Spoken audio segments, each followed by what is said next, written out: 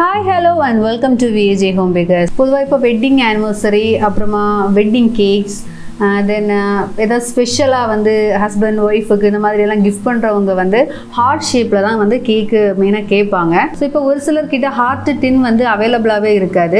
என்கிட்ட பார்த்தீங்கன்னா 1 kg heart ஷேப்பில் கேக் செய்யணும்னா அதுக்கு டின் இருக்குது. பட் இப்போ 1.5 kg கேக் கேட்குறாங்க, 2 kgக்கெல்லாம் கேட்டாங்க அப்படின்னா என்கிட்ட வந்து ஹார்ட் ஷேப்பில் உள்ள டின் கிடையாது. ஸோ நான் என்ன பண்ணுவேன்னா சர்க்கிளில் செஞ்சுட்டு அதை வந்து ஹார்ட் ஷேப்புக்காக நான் மாற்றி கேக்கு செய்தெடுப்பேன். ஸோ சர்க்கிள் கேக்கை எப்படி ஹார்ட்டாக மாற்றலாம் அப்படிங்கிற டெக்னிக் தான் நான் உங்களுக்கு இந்த வீடியோவில் காமிக்க போறேன். ஸோ வீடியோவை மறக்காம எல்லாரும் லைக் பண்ணுங்க, கமெண்ட் பண்ணுங்க. என்னோட வீடியோவை நீங்க சப்ஸ்கிரைப் பண்ணாம பார்த்துட்டு இருக்கீங்கன்னா சேனலை சப்ஸ்கிரைப் பண்ணி சப்போர்ட் பண்ணுங்க. வாங்க வீடியோக்குள்ள போகலாம். இந்த கேக் பார்த்தீங்கன்னா 1.5 kgல பட்டர்ஸ்காட்ச் கேக்கு. ஸோ 1.5 kgக்கு வந்து 9 inch டின்லையா நான் பேக் பண்ணி எடுத்திருக்கேன். பட்டர்ஸ்காட்ச் கேக்கோட ரெசிபி வீடியோ நான் ஆல்ரெடி அப்லோட் பண்ணியிருக்கேன், லிங்க் டிஸ்கிரிப்ஷனில் கொடுக்குறேன், பார்க்காதவங்க பாருங்க.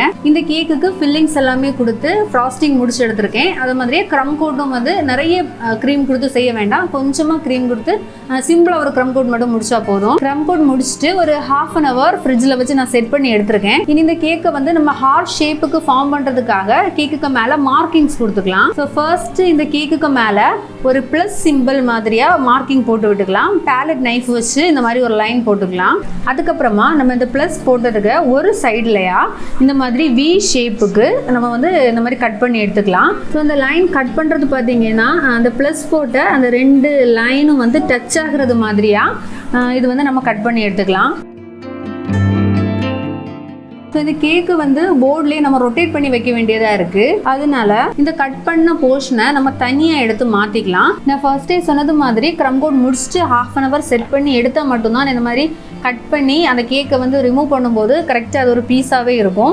இல்லை அப்படின்னா அந்த 3 லேயர்ஸ் இருக்குது பார்த்தீங்களா, தனியாக செப்பரேட் ஆகி வந்துடும். இந்த போர்டு சைஸ் பார்த்தீங்கன்னா 12 inchல உள்ள ஸ்கொயர் போர்டு. ஸோ அந்த கேக்கை வந்து போர்டோட கார்னர் சைடு ரொட்டேட் பண்ணி வச்சுக்கலாம். அந்த போர்டில் கேக்குக்கு டாப்லையா கொஞ்சம் நிறைய ஸ்பேஸ் வேணும் பார்த்தீங்களா, இந்த அளவுக்கு ஸ்பேஸ் இருக்கிறது மாதிரியா கொஞ்சம் கீழையா கேக்கை வச்சுக்கணும். ஸோ நம்ம இந்த கட் பண்ண பீஸை வந்து அந்த செமி சர்க்கிள் ஷேப் இருக்கு இல்லையா, அதில் தான் எடுத்து வைக்க போகிறோம். அதனால ஒரு ஸ்டெப்பு வந்து க்ரீம் நம்ம அப்ளை பண்ணி விட்டுக்கலாம். அப்ளை பண்ணதுக்கு அப்புறமா அந்த சைடுக்கு மட்டும் க்ரீமை ஸ்ப்ரெட் பண்ணி எடுத்துக்கலாம். இதில் அந்த கட் பண்ண பீசஸ் எடுத்து இதுக்கு மேலே வச்சுக்கலாம். ஸோ இப்போ நான் பண்ணுறது மாதிரியா இந்த மாதிரியாக வச்சு விட்டுக்கணும். ஸோ அந்த பீஸ் வந்து நம்ம கட் பண்ணும்போது ஸ்ட்ரைட்டாக தானே இருந்துச்சு, அது வந்து அந்த கர்வ் போர்ஷனுக்கு மேலே வச்சுட்டு அதையும் அந்த மாதிரி கர்வ்டாக வர்றது மாதிரியாக கை வச்சே நம்ம வந்து அட்ஜஸ்ட் பண்ணி வச்சுக்கலாம்.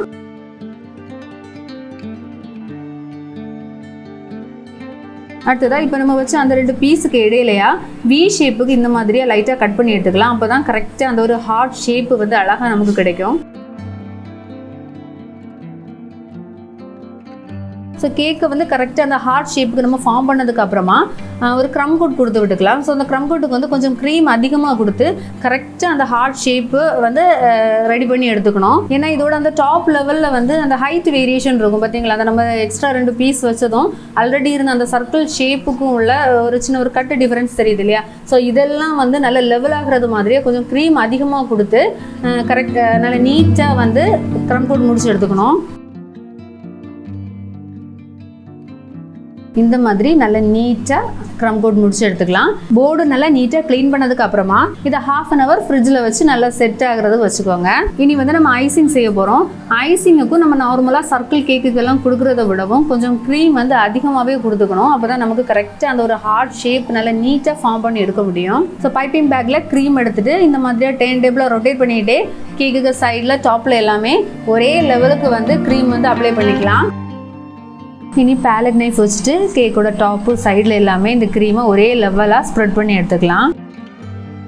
ஹார்ட் ஷேப் கேக்குக்கு மெயினாக அந்த கார்னர் வந்து நல்லா நீட்டாக ஃபினிஷ் பண்ணி எடுக்கிறது கொஞ்சம் கஷ்டமாக இருக்கும். ஸோ அதில் வந்து கொஞ்சம் க்ரீம் அதிகமாக நம்ம கொடுத்துக்கணும். ஸோ க்ரீமை அப்ளை பண்ணிவிட்டு நல்ல ஷார்ப் எட்ஜ் கிடைக்கிறது மாதிரியா பேலட் நைஃப் வச்சுட்டே அந்த க்ரீமை வந்து அப்படியே லெவல் பண்ணி விட்டுக்கணும். ஸோ இனி வந்து நம்ம ஸ்க்ராப்பர் யூஸ் பண்ணிக்கலாம். இந்த ஸ்க்ராப்பர் வச்சுட்டு நம்ம அந்த ஹார்ட்டோட ஒவ்வொரு சைடாக தான் நமக்கு லெவல் பண்ணி எடுக்க முடியும். ஸோ நம்ம டேர்ன் டேபிளை ரொட்டேட் பண்ணிக்கிட்டே இந்த ஸ்க்ராப்பர் வச்சு நம்ம சைடெல்லாம் வந்து ஃபினிஷ் பண்ணும்போது என்ன ஆகும்னா அந்த ஷார்ப் எட்ஜ் வந்து கொஞ்சம் கர்வ் ஆகி வந்துடும். அதனால அந்த ஒவ்வொரு சைடாக தான் ஸ்க்ராப்பர் வச்சு அந்த க்ரீமை நல்லா ஸ்மூத் பண்ணி எடுக்க முடியும். ஸோ 2 சைட்லையுமே கொஞ்சம் ஓரளவு லெவல் பண்ணதுக்கு அப்புறமா கேக்கோட டாப்பில் வந்து எக்ஸஸாக இருக்குது பார்த்தீங்களா, அந்த க்ரீமை வந்து நம்ம ஸ்லோவாக இந்த மாதிரியே பேலட் நைஃப் வச்சுட்டு எடுத்து விட்டுக்கலாம். ஸோ இது மறுபடியும் நம்ம அந்த கார்னர் சரி பண்ணிக்கலாம். இது வந்து அந்த டாப்பில் கொஞ்சம் க்ரீம் இல்லாத மாதிரி இருந்துச்சு, அதனால் கொஞ்சம் கூட க்ரீம் வச்சுட்டு அதை கொஞ்சம் லெவல் பண்ணி எடுத்துக்கலாம். ஸோ இப்போ ஏற்கனவே பண்ண அதே இதை மறுபடியும் ரிப்பீட் பண்ணிக்கலாம். அந்த ஹார்ட்டோட 2 சைட்லையுமே பேலட் நைஃப் வச்சுட்டு இந்த மாதிரி ஸ்லோவாக அந்த சைடெல்லாம் வந்து நல்லா ஸ்மூத் பண்ணி எடுத்துக்கலாம். இந்த மாதிரி செய்யும்போது அந்த ஹார்ட் கேக்கோட அந்த டாப் எட்ஜில் வந்து மறுபடியும் க்ரீம் கொஞ்சம் எக்ஸஸாக ப்ரொஜெக்ட் ஆகி நிற்கும். அதை வந்து பேலட் நைஃப் வச்சுட்டு ஸ்லோவாக இந்த மாதிரி ரிமூவ் பண்ணி எடுத்துக்கலாம். ஸோ இதே தான் கரெக்டாக நமக்கு சைடு டாப்பெல்லாம் நல்லா நீட்டாக கிடைக்கிறது வரைக்கும் திருப்பி செய்துக்கலாம். ஸோ இந்த மாதிரி நம்ம எத்தனை தடவை செய்தாலும் பரவாயில்ல, நல்லா நீட்டாக ஷார்ப்பாக கிடைக்கிற வரைக்கும் செய்துக்கலாம். ஆனால் ஒரு விஷயம் என்னென்னா கொஞ்சம் ஃபாஸ்ட்டாக பண்ணணும். ஏன்னா ரொம்ப நேரம் இருந்து செய்யும்போது அந்த க்ரீமில் வந்து பபிள்ஸ் விட ஆரம்பிச்சிடும். தென் ஃபர்ஸ்ட்டு கிடைச்ச அந்த ஒரு ஸ்மூத்னஸே வந்து லாஸ்ட் ஆகும்போது கிடைக்காம போயிடும். ஸோ நல்லா நீட்டாக ஐசிங் முடிச்சு எடுத்தாச்சு. இதில் நான் இனி ஒரு சிம்பிளான ஒரு டெக்கரேஷன் கூட உங்களுக்கு காமிக்கிறேன் எப்படி செய்யலாங்கிறத. ஒரு சின்ன ஸ்டிக் எடுத்துகிட்டு இந்த ஹார்ட்டுக்கு மேலே இந்த மாதிரி ஒரு சின்னதாக ஒரு லைன் போட்டு எடுத்துக்கோங்க. ஸோ அந்த லைன் வந்து லைட்டாக அந்த கர்வ்டாக இருக்கணும், ஸ்ட்ரைட் லைன் கிடையாது. இந்த மாதிரி க்ரீமுக்கு மேலே மார்க்கிங் எல்லாம் பண்ணுறது ஐசிங் முடிச்ச உடனே செய்யணும், சரிங்களா? ஃப்ரிட்ஜில் வச்சு செட் பண்ணதுக்கப்புறமா இந்த மாதிரி செய்யக்கூடாது. அப்படின்னா க்ரீம் கொஞ்சம் ட்ரை ஆயிரும் இல்லையா? அதுக்கு மேலே இந்த மாதிரி ட்ரா பண்ணும்போது நீட்டாக இருக்காது. அதுக்கு மேலே இந்த மாதிரி ட்ரா பண்ணும்போது க்ரீம் வந்து இலகி நிற்கிறது மாதிரியா இருக்கும், பார்க்கறதுக்கு நீட்டாக இருக்காது. வந்து கலர் சேர்த்துக்கலாம். லெமன் லைம் அப்படின்னு இந்த கலரோட நேம். ஆக்சுவலி இந்த கலர் வந்து லெமன் எல்லோ அப்படிங்கிற மாதிரி நினச்சி தான் இது வாங்கியிருந்தேன். பட் வந்து இது சூப்பர் கலர். இது வந்து நல்ல டெக்கரேஷனுக்கெல்லாம் நல்லா யூஸ் ஆகும். லைட் ஒரு க்ரீன் கலராக இருக்கும். இது ஒரு 2-3 ட்ராப்ஸ் ஆட் பண்ணாலே போதும், அதோட எக்ஸாக்ட் கலர் நமக்கு கிடச்சிரும். ஸோ வந்து இந்த கலர் தான் இந்த டெக்கரேஷனுக்கு யூஸ் பண்ணணும்னு கிடையாது. இது கொஞ்சம் டிஃப்ரெண்ட்டாக கலர் இருந்ததுனால நான் எடுத்துக்கிட்டேன். உங்களுக்கு வந்து என்ன கலரில் இந்த மாதிரி டெக்கரேஷன் பண்ணணுமோ நீங்கள் பண்ணிக்கலாம். நான் வந்து பெட்டல் நாசில் எடுத்திருக்கேன், ரோஸ் செய்ய போகிறேன். இந்த நாசில் வந்து நமக்கு பல டைப்பில் பல சைஸில் கிடைக்கும், சரிங்களா? அந்த கர்வ் கொஞ்சம் பெண்ட் ஆனது, ஸ்ட்ரைட்டாக இருந்தது மாதிரி அந்த மாதிரி எல்லாம் இருக்கும். நான் அதில் வந்து ஒரு டைப் எடுத்திருக்கேன். நான் இனி ரோஸ் செய்ய போகிறேன். ஸோ சென்டரில் கொஞ்சம் க்ரீம் அப்ளை பண்ணிவிட்டு அதுக்கு மேலே ஒவ்வொரு பெட்டலாக நம்ம வந்து பைப்பிங் பண்ணி எடுக்கணும். இது வந்து நம்ம க்ரீம் நல்லா கரெக்டாக ஸ்டிஃப் பீ கிடைக்கிறது மாதிரி பீட் பண்ணி எடுத்தால் தான் இந்த பெட்டல்ஸ் எல்லாம் வந்து அப்படியே நிற்கும். இல்லைன்னா கொஞ்சம் இந்த மெல்ட் ஆனது மாதிரி லூஸாக இருந்த மாதிரி இருக்கும். அதே மாதிரியே கலர் மிக்ஸ் பண்ணும்போது க்ரீம் லூஸ் ஆகுது அப்படிங்கிறீங்க, எடிபிள் ஜெல் கலர்ஸ் தான் யூஸ் பண்ணணும், லிக்யூட் கலர்ஸ் யூஸ் பண்ணக்கூடாது. ஸோ வந்து ஒரு சிசர் எடுத்துட்டு அந்த ரோஸை வந்து நான் கேக்குக்கு மேலே எடுத்து வச்சுக்கிறேன். இது மாதிரியே பெரிய சைஸ்ல ஒரு 3 ரோசஸ் வந்து நான் செய்து வச்சுக்கிறேன்.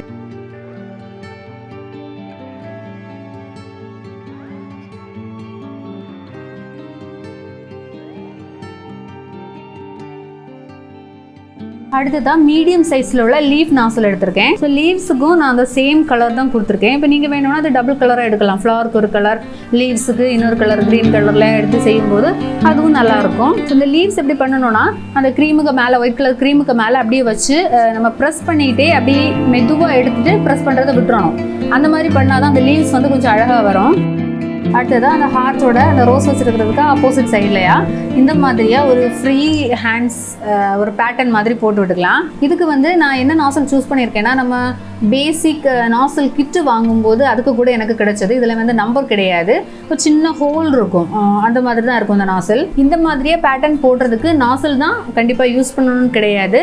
பைப்பிங் பேக்கோட டிப்பில் கொஞ்சமாக சின்னதாக கட் பண்ணிக்கிட்டு கூட இந்த மாதிரி யூஸ் பண்ணிக்கலாம். பட் நாசல் வச்சு செய்தோன்னு பார்த்தீங்கன்னா நல்ல நீட்டாக இருக்கும், அது ஒரே லெவலாக இருக்கும். அந்த நம்ம அந்த ட்ரா பண்ணுற அந்த பேட்டர்ன் வந்து நல்ல நீட்டாக கிடைக்கும். சேம் இந்த டிசைன் வந்து கேக்கோட டாப்லையும் அந்த ஒன் சைட்லையும் வந்து போட்டு விட்டுக்கலாம்.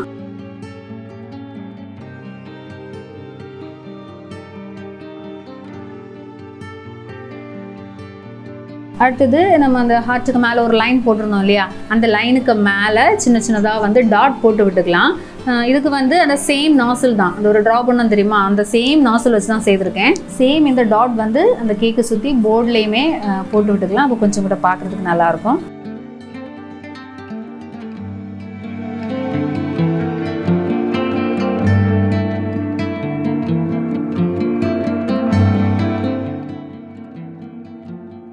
போர்டில் டாட் போட்டு முடிச்சதுக்கு அப்புறமா அந்த ரோஸுக்கு கீழேயா பர்த்டே நேம் வச்சுருக்கேன். இது வந்து ஃபாண்டன்லையா அந்த லெட்டர்ஸ் வந்து கட் பண்ணி எடுத்திருக்கேன். லாஸ்ட்டாக அந்த நேம் சுற்றி அந்த கோல்டன் கலர் சுகர் பால்ஸ் கொஞ்சம் போட்டு விட்டுடலாம்.